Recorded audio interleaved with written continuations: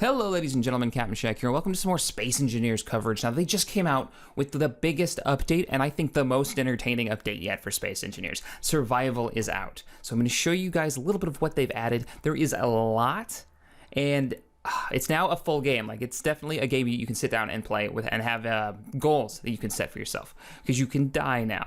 So we've got a new world, and I'll just show off some of the custom world stuff that they've added. So they've got lots of new starts. You'll notice the big old menu, all this cool stuff that's in here now. They've got Easy Start 1, where you get a full capital ship. Easy Start 2, it's got that station. We all know those maps. Asteroid starts you with a rescue ship, which I'll explain rescue ships in a minute. The one that we originally did was the crashed red ship. Now, this one is a lot of fun because it starts you with just this wrecked ship. It's about half of the red ship rammed into an asteroid. You've got lots of options now. You can go into creative mode, or you can click survival, which is the new one. You've got the survival realism. This is how much you take in when you mine, how fast it goes, and how much it takes to do so. Now, I like realistic myself. It kind of slows the game pace down and makes you think more.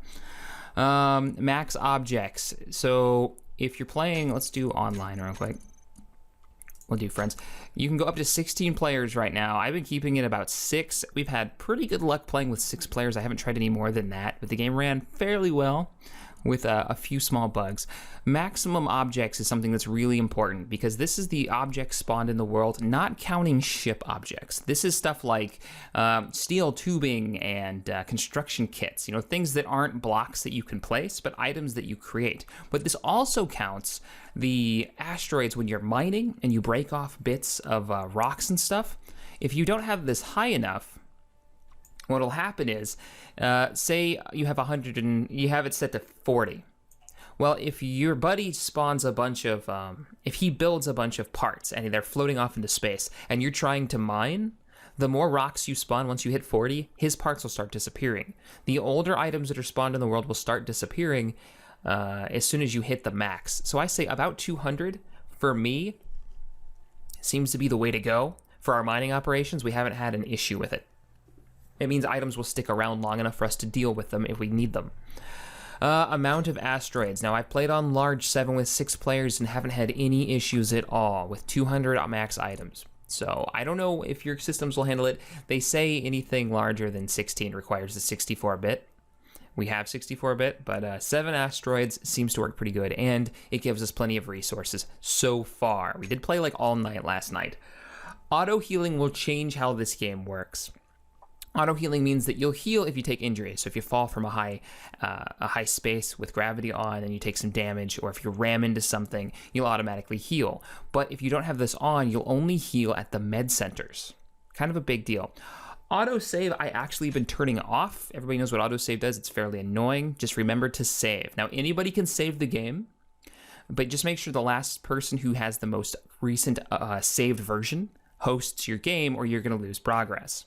I do like that anybody can save too. So if you're really enjoying the work that you've been putting into the server, but you say, you know what, I want to play on my own, but I don't want to lose my progress, you can save the map and load it up single player. Pretty cool. Show player names, of course, will show names of players that are around you. So if you're trying to play competitively, that's going to give your position away. If you're trying to like fight each other and hide your space station and stuff, this is just going to give you away most of the time. Kind of works like a beacon, except for your name disappears when you're not in line of sight. Okay, so what I will do is I'll load up a saved game real quick from last night's shenanigans of us playing and show you guys kind of what we've accomplished and how survival really works. Because the twist is there's energy for everything. Energy is life in this game. If you don't have uranium, you can't run your reactor, you can't keep your ship and your stations online, which means you can't recharge your actual suit's energy. Now, your suit uses energy using your jetpack, using your tools, or just sitting there, because you have oxygen scrubbers constantly running. So if you look in the bottom left-hand corner, you'll see I've got 85% energy, and it's dropping because my jetpack is on. Even though I'm not moving, I'm still kind of keeping my position, and my oxygen scrubbers are running. The way you recharge it is, that's actually a half-built space station. The way you recharge it is you run over to a med center and you use the T button, the use button. And now that I'm trying to do it with this one, it's broken. It doesn't work. All right, well, that, for whatever reason, is bugged. Maybe our reactor has been shut down here. You got to make sure it's actually powered. So we'll go over to my ship and try it. Here's my ship. We'll try mine. Okay, mine works. So I'm charging up. Or you can sit in a cockpit and that'll recharge you. Now, when you start a game, if you join a multiplayer game, actually, if you start a game like I started this one, this is the one with the crashed ship. So that crashed ship used to be buried into that asteroid. Now we managed to pull it free, build a space station, and land it on the space station, hook it to a, via that landing gear there, so it doesn't move. Because even the biggest ship, if you bump it repeatedly as a player, and we found out the hard way on this, it will start to move because the thing was shut down, there was no power, the thrusters weren't on, even the smallest bit of momentum will slowly start to push it, and eventually she was spinning and moving away, and we're using her as a resource point. We're using her to pull her apart, to use the resources to build the space station, to upgrade our mining vessel over there. And that was really bad that she started spinning and floating away. So, here, I'll show you how we're pulling resources off this. So say we need some more steel plates. I'm gonna come up to the steel plate. Now when I get close enough, a little menu pops up and it says steel plate, here's what it's made out of, here's what you'll get. Now I have the grinder tool out. If I use the grinder tool on her, I'll actually start taking her apart.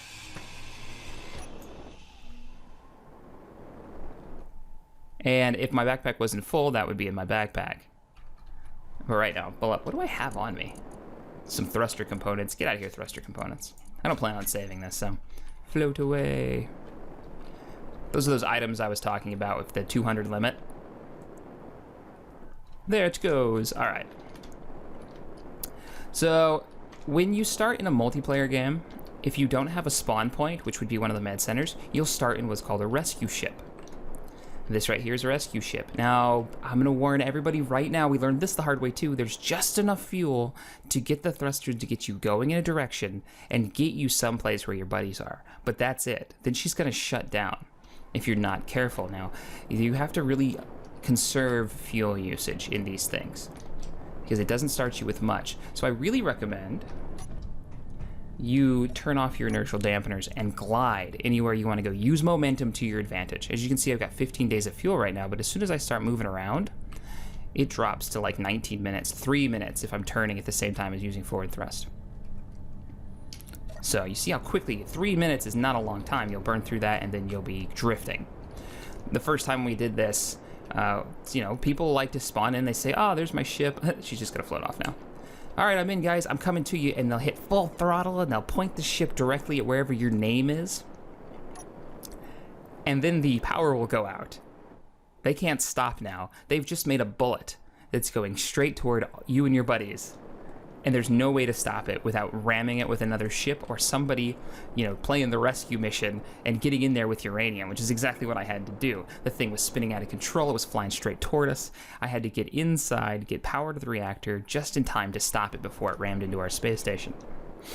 Which, I'll be honest, was a lot of fun. But you got to be careful because that would have wrecked this station and all our work. So, all right, let's go through some of the items real quick. We've got a refinery and an assembler here, which we've built. This is a giant cargo container for our community supplies.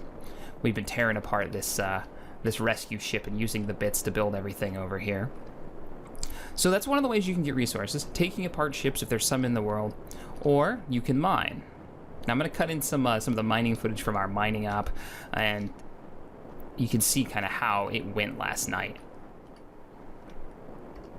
So the mining went really well last night. We took the big ship in that was, we had to kind of like nudge it into the area, kind of whack the rock there. But what the plan was to get our big mining vessel and center it over what we're gonna mine. That way we have the gravity generator centered over what we're mining so it collects when we mine. Because any other way it'll just float off into space. So once we got into position, I went ahead and switched over to the small mining vessel while the rest of the team went below the ship to start mining uranium. This is one of the fun things is the teamwork aspect. So I took it out. This sucker can mine really fast. With the hand drill, you actually have to pick this stuff up, but with this thing, it's automatically putting it into those big mining drills. Now, once we filled up the cargo bay, you can always bring her back, lock her down, and head on over to the cargo bays on the sides of the drill, and that's where it's going to put your ore. and collect all the ore from there, and then you can bring it over to the refinery.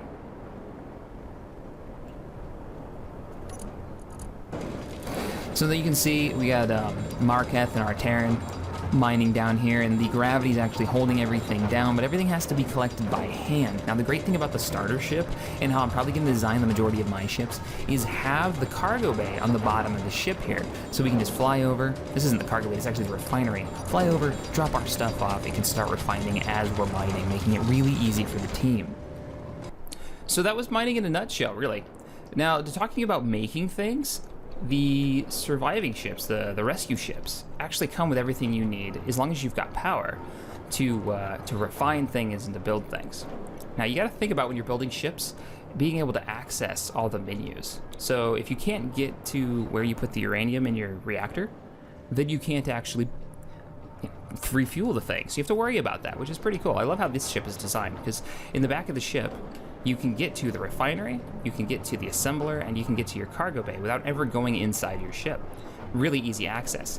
Even more so, if you come down to the bottom of it, there is, the refinery station down there. So it's pretty cool. So building stuff, let's go to the assembler. We'll go up to it and we'll hit K. You get 3 tabs at the top, go under production, and it'll give you all the blueprints, and it'll tell you exactly what you need. So let's say we need to make... we want to make some light armor blocks. It'll build steel plates. Like, it'll tell you, here's everything that this requires. I want to make a rocket launcher. There we go. It's going to go through all the resources in the inventory to make this. And it'll start producing it. But everything takes time. The sound effects you're hearing are actually the refinery going to town. So that's it in a nutshell. That's how this game works. Oh, construction.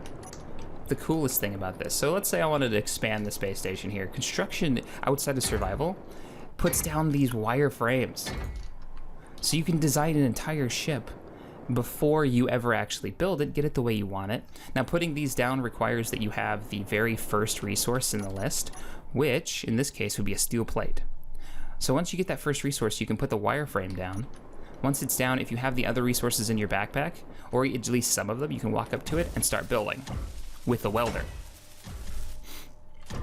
And it's a lot of fun seeing you and like 5 buddies all welding together this new ship you're trying to build and team working it. Alright guys, well that wraps up this update for Space Engineers. I kind of simplified it. There's a lot here. I recommend you guys dive in and try it out. Once we have more on the server, I'll actually share it on Steam so you guys can check it out. If you enjoyed this video, hit that thumbs up button, subscribe to this channel for more gaming goodness, and as always, thanks for watching. I will see you guys next time.